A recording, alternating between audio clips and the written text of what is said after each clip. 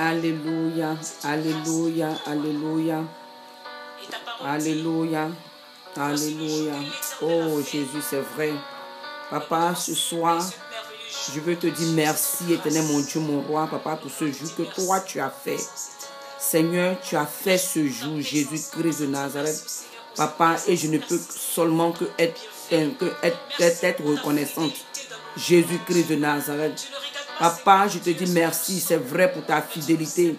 Papa, que toi tu manifestes chaque jour Jésus-Christ de Nazareth, papa, envers nous. Seigneur, merci éternel mon Dieu pour ton amour. Merci pour ta grâce, merci pour ta compassion. Merci pour ta miséricorde, merci pour tous tes bienfaits. Jésus, merci encore de ce que toi, Seigneur Jésus-Christ de Nazareth, papa, de par ton amour, de par ta miséricorde, de par ta grâce, papa, nous sommes encore comptés parmi les vivants. Seigneur, tu n'as pas permis à nos ennemis, Seigneur, de se réjouir à notre sujet. Papa, c'est pourquoi ce soir, Jésus, je veux te lever, je veux t'adorer, je veux te magnifier, je veux te bénir. Papa, parce que toi, tu es digne. Merci Jésus, que l'honneur et la gloire te reviennent. Au nom de Jésus-Christ de Nazareth. Mon frère, ma soeur, shalom, shalom, shalom, shalom. Shalom, je bénis le nom du Seigneur pour votre vie. Je bénis le nom du Seigneur encore pour sa miséricorde, pour sa compassion, pour sa fidélité, pour sa bonté, pour surtout sa patience envers chacun de nous. Parce que c'est à cause de la patience de Dieu, c'est à cause de sa miséricorde, c'est à cause de sa bonté, c'est à cause de son amour que toi et moi, nous sommes encore comptés parmi les vivants, que nous sommes encore, nous avons le privilège, encore, nous avons l'opportunité, encore, nous avons encore la faveur de pouvoir nous repentir et nous détourner de nos mauvaises voies. Et ce n'est pas à cause de la patience de Dieu, à cause de son amour envers nous, à cause de sa miséricorde. Ma soeur, toi et moi, il y a longtemps, on allait être comptés parmi les statistiques des morts de la nation ou bien de ce monde. La nation où nous nous trouvons ou bien de ce monde. Donc ce soir, ma soeur, mon frère, je veux que tu lèves la voix, même si c'est 1 minute, 2 minutes, pour dire merci à Dieu pour tous ses bienfaits. Comme moi je l'ai fait. Donc ce soir, je veux, comme j'ai dit, je veux interpeller quelqu'un, je veux rendre quelqu'un sage, je veux emmener quelqu'un à ne pas, comment je vais dire, parce que, comme il dit, à être sage, et c'est ce que nous sommes dans notre marche chrétienne. Tout ce que nous faisons, toute expérience, ou bien tout message, tout ce que nous recevons du Seigneur, c'est pour nous rendre sages, c'est pour alléger notre marche chrétienne, c'est pour nous donner la force, le courage, c'est pour nous fortifier dans notre marche chrétienne, c'est pour nous faire avancer, comme je dis là, cette marche-là, la rendre plus légère, la rendre plus, comme on peut dire, plus facile, faciliter notre marche chrétienne. J'ai regardé un film et je peux dire que ce que j'ai retenu du film, la leçon que j'ai retenue, la dame, elle a chose, je pense qu'elle a prié avec quelqu'un, elle a prié pour quelqu'un, mais elle a parlé de Jésus. Voilà, il y avait une fille qui avait des problèmes, ses parents devaient divorcer, mais ses parents avaient des problèmes, en tout cas il y avait des problèmes dans leur maison. Et la jeune dame, son professeur, je pense que c'était son professeur de l'école, elle a dit à son professeur qu'elle en a marre, elle a trop de problèmes, elle ne sait même pas comment les gérer. Puis la femme lui a dit que non, il faut te confier à Dieu. Elle n'a même pas mentionné le nom de Jésus, mais elle a dit Dieu parce que tu veux le croire ou non, ma soeur, les gens sont en train de tout faire pour éradiquer le nom de Dieu, le nom de Jésus-Christ de Nazareth. Les gens maintenant, quand ils prient au nom de Dieu. Ils prient, ils disent au nom de Dieu, mais ils ne disent même pas au nom de Dieu. Quand ils finissent les prières, ils disent Amen. Et ils ne veulent pas dire que c'est au nom de Jésus-Christ de Nazareth que j'ai prié. C'est au nom de Jésus-Christ que j'ai dit ceci. C'est au nom de Jésus. Le nom de Jésus là, ils veulent l'effacer, ils veulent l'ôter, ils veulent l'éradiquer même du monde. Donc, elle n'a pas. Donc, quand elle a parlé à la fille, elle a commencé à prendre elle a commencé à prendre courage. Elle était fortifiée, tout ça. Donc, pour ses parents, Dieu n'existe pas. Ce sont des athées. Donc, il ne faudrait pas que la femme force sa religion. C'est ce que les gens trouvent toujours à dire. Il ne faut pas forcer ta doctrine. Si toi, Dieu t'a dit de te dépouiller, si toi, Dieu t'a dit de faire comme ça, si toi, Dieu t'a dit de faire comme ça, si toi, Dieu t'a dit de ne pas porter le pantalon, si toi, Dieu t'a dit de ne pas mettre le maquillage, si toi, Dieu t'a dit de ne pas porter les bijoux, si toi, il ne faut pas forcer ta religion, il ne faut pas forcer ta doctrine sur les gens. Donc, c'était un peu dans ce genre-là, dans ce cadre-là. Parce qu'eux, ils ne croyaient en rien, ils croyaient en eux-mêmes. Donc, c'est cette même croyance-là qu'ils voulaient inculquer à les filles. Donc, elle, quand le professeur lui a parlé, elle a dit, ah, Dieu existe, qu'elle croit que Dieu existe. Tout ça, donc, ils l'ont traduit en justice. L'école l'a traduit en justice. Donc, dans le procès, elle disait comme ça, un soir, elle était assise avec son papa. Et puis, elle dit, ah, qu'elle a l'impression que Dieu est loin d'elle. Dieu l'a abandonnée. Qu'elle sent que Dieu est silencieux. Dieu est loin. Elle n'arrive plus à le toucher. Elle n'arrive plus à l'entendre. Elle n'entend pas Dieu. Elle ne sent plus Dieu. Elle ne sent pas sa présence. Même qu'elle est dans sa présence, elle ne le sent plus. Elle a l'impression qu'il s'est éloigné d'elle, qu'il est loin d'elle. Donc elle a commencé à se plaindre. Elle a commencé à se plaindre. Elle a commencé à parler. Donc son père était là, il écoutait. Qu'elle a fini. Et puis lui a dit que mais le maître, l'enseignant, que toi-même là tu es enseignante, l'enseignant, le maître, le professeur, quand il donne les épreuves à ses enfants, à ses élèves, il leur donne un test, il leur donne un examen. Ils sont dépassés. Quand ces élèves sont dépassés un examen, lui en tant que maître, lui en tant qu'enseignant, lui en tant qu'éducateur, lui en tant que professeur, bien vrai qu'il soit dans la salle, mais il est silencieux. Parce que c'est l'heure pour ses élèves d'appliquer ce qu'il leur a enseigné. Donc il est silencieux. Les gens penseront, après, la même que la salle est calme. Peut-être que d'autres personnes, peut-être que tu vas penser même que le professeur n'est pas là. Pourtant, il est là. Ton professeur est là. L'enseignant est là. Le maître est là. Mais comme vous êtes en train de composer, lui, il ne peut pas faire de bruit. Parce que vous êtes en train de composer. Donc, c'est comme ça. En ce moment, tu penses que Dieu n'est pas là. Dieu est loin. Mais tu es en train de traverser ton épreuve. Tu es en train de prendre ton épreuve. Tu es en examen. Donc, il ne peut pas faire du bruit pour te déranger. Il ne peut pas faire du bruit. Il est là. Mais tu penses qu'il n'est pas là. Donc, ça a attiré mon attention. J'ai dit, waouh. Ce que le monsieur l'a dit là, c'est profond. Ce que son père a dit, c'est très profond. Donc, l'image même qu'il a utilisée, c'est après maintenant. Donc, quand il est assis, le Saint-Esprit m'a dit maintenant bien rentrer dans les détails avec moi. Mais ce qu'il a dit là, c'est vrai. Ce qu'il a dit, c'est vrai. Parce que quand toi et moi, quand on va à nos examens, et puis on les appelle même les épreuves, Dieu, il est sage. Il a appelé, quand toi tu traverses, tu dis que quand tu es dans des difficultés, tu es dans des problèmes, tu es dans des tribulations, tu dis, ah, j'ai traversé des épreuves.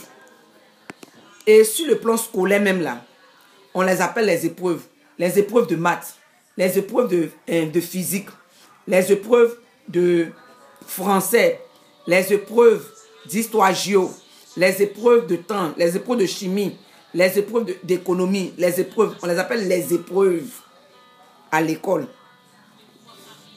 bien les tests. Donc c'est la même chose. Mon frère, ma soeur, c'est la même chose.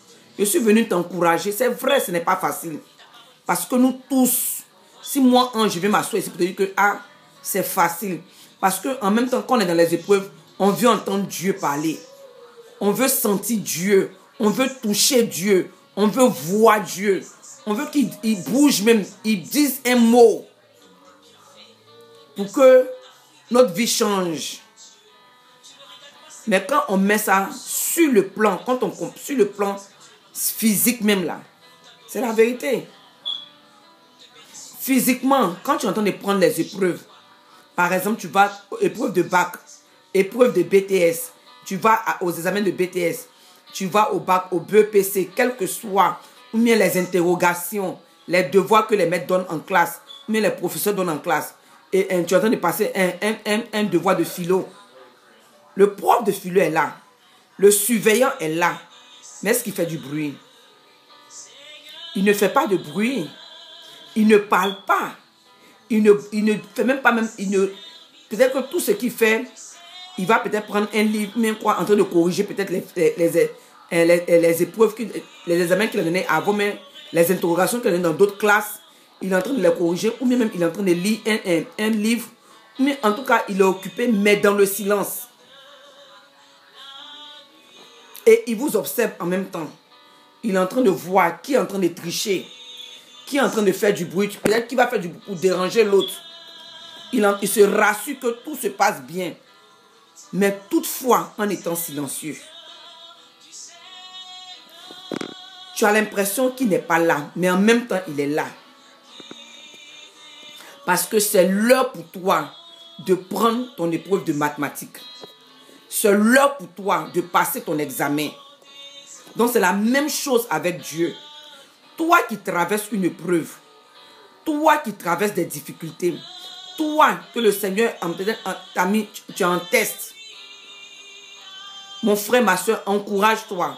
Dieu est là. Dans ce que tu traverses là, il est là. Mais s'il fait du bruit, ça va te déconcentrer.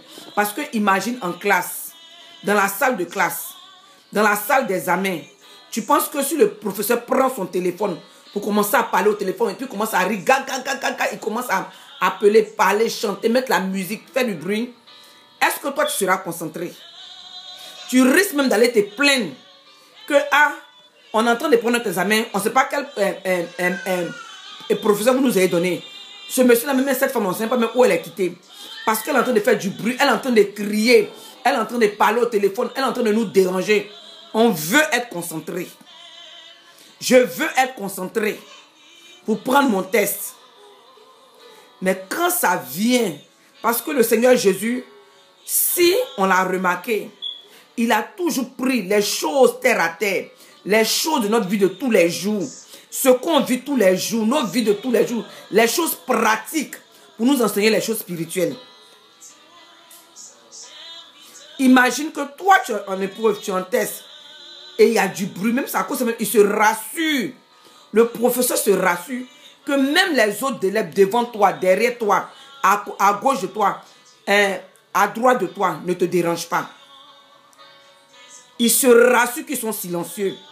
Il se rassure qu'ils ne font pas de bruit. Il se rassure qu'ils ne parlent pas avec toi. Il se rassure qu'en tout cas, il n'y a aucun bruit. C'est un silence de cimetière. Pour que tu puisses prendre ton épreuve, mais tes épreuves. C'est la même chose. Ma soeur, mon frère, peut-être que dans l'épreuve que tu en as traversée, tu te demandes où sont mes amis, où sont mes frères en Christ, où est mon pasteur, où est la prophétesse, cette servante de Dieu que j'ai financé son ministère, j'ai aidé dans son ministère, j'ai fait ceci. C'est moi qui faisais cela. C'est moi qui faisais cela. C'est moi qui faisais ça dans l'église. Cette église, tous les jours, j'étais là pour eux. J'étais là, je faisais ça, je faisais ça. En tout cas, j'étais investi, je me suis investi dans cette église, dans ce ministère, dans ce homme de Dieu, dans cette servante de Dieu. J'ai prié, j'étais là à chaque fois qu'elle avait besoin de quelque chose. Mais elle avait besoin de quelque chose. Cette église a besoin de quelque chose, ce ministère a besoin. J'étais là. Pourquoi aujourd'hui, avec tout ce que je traverse, je ne vois personne. Tout le monde m'a abandonné. Personne ne m'appelle. Personne ne m'encourage. Personne ne me dit quoi que ce soit. C'est le silence total autour de moi. Oh oui. C'est ça. Parce que tu es en train de prendre ton test. Le Seigneur veut voir toute l'année, même toutes ces années de ta vie chrétienne là. Est-ce que tu as appris de lui? Qu'est-ce que tu as appris de lui? Donc l'épreuve qu'il a donnée, c'est pour te noter. C'est pour voir si tu as appris quelque chose. Non, il ne veut même pas même que quelqu'un t'aide. C'est à cause ça, personne ne t'appelle pour prier à toi. Personne ne t'appelle pour jeûner à toi. Personne ne t'appelle même pour checker sur toi. Personne ne t'appelle pour prendre de tes nouvelles. Personne.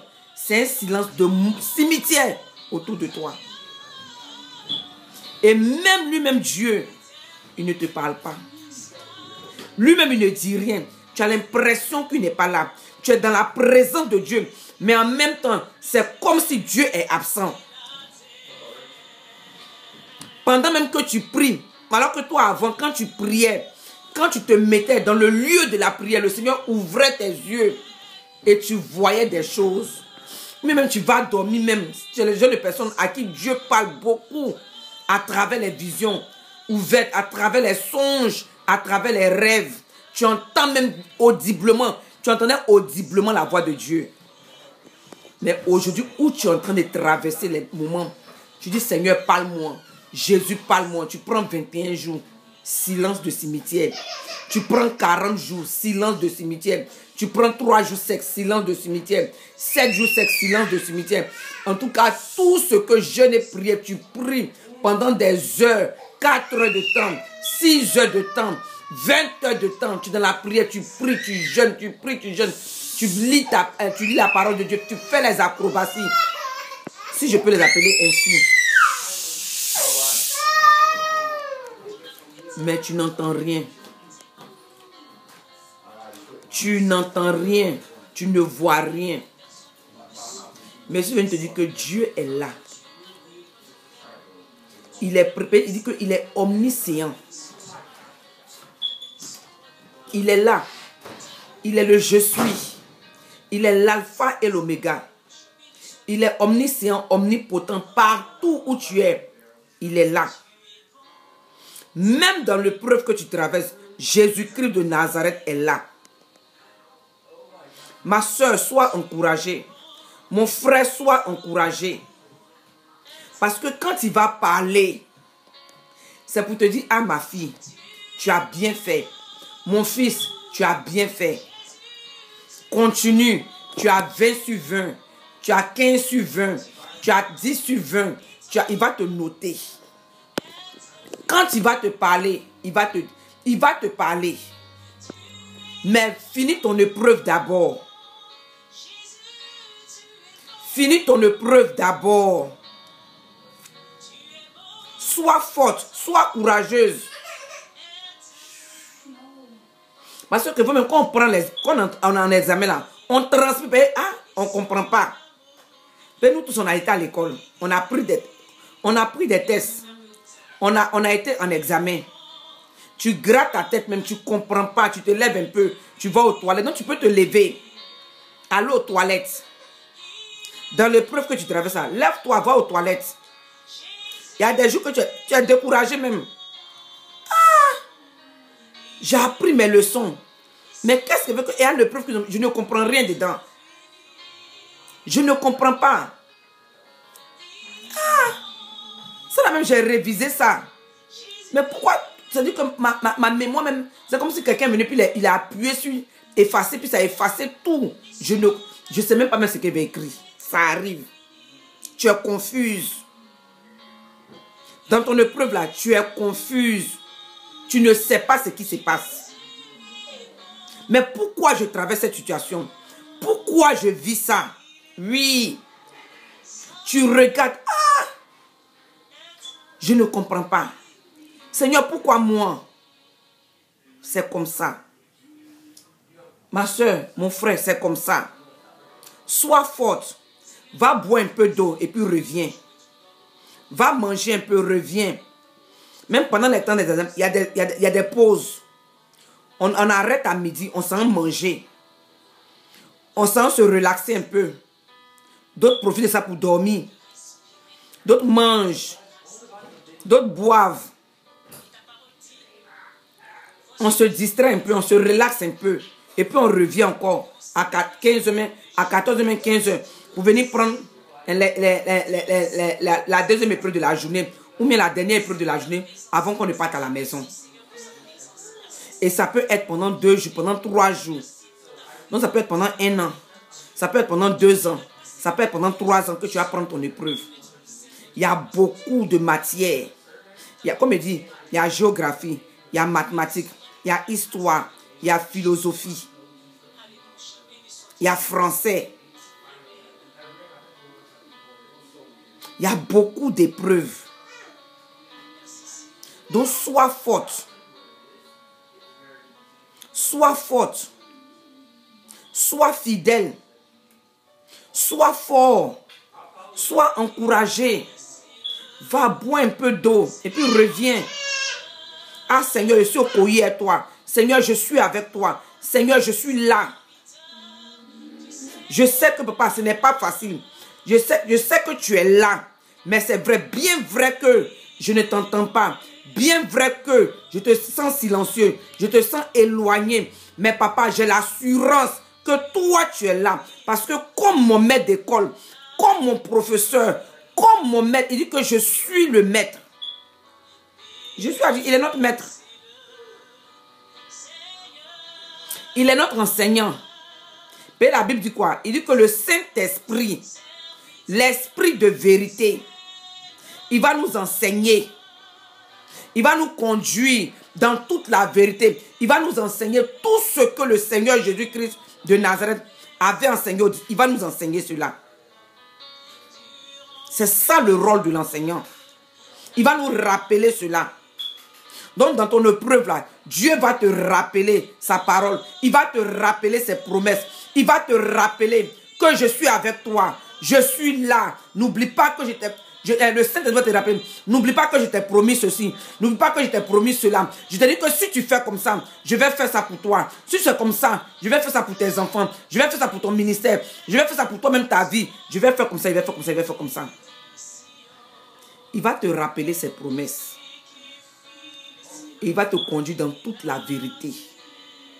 Ces épreuves que tu traverses là, ce n'est pas pour te tuer. C'est pour te former. Ces difficultés que tu as, c'est pour te former. La situation difficile dans laquelle tu te trouves, l'épreuve dans laquelle tu te trouves, ce dans quoi tu te trouves en ce moment-là, qui est difficile, que quand tu regardes autour de toi, tu regardes devant, tu regardes derrière, tu regardes à gauche, à droite, tout le monde est silencieux, tu ne vois même pas personne, tu ne vois personne, personne même ne veut te parler, personne même ne veut te dire quelque chose, parce qu'il ne faudrait pas que Dieu trouve qu'ils sont en train de te déranger. Et comme je dis, quand on est en examen là, personne ne nous parle, on est dans la salle, hein, personne ne nous parle. Et si le professeur vous a attrapé, c'est un 0 qui est là, c'est le problème que tu as eu. Ils vont vous chasser. Mais il est là. Jésus est là. Donc c'est ma petite exhortation. Je suis venu t'encourager, ma soeur. Jésus-Christ de Nazareth est avec toi. Mon frère, Jésus est là. Sois encouragé. Sois encouragé.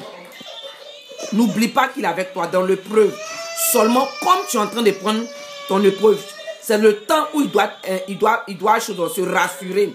Il veut savoir que tout ce qu'il t'a appris, tous ces enseignements qu'il t'a donnés, tous ces enseignements, tout ce que tu sais de lui là, il veut se rassurer que tu connais.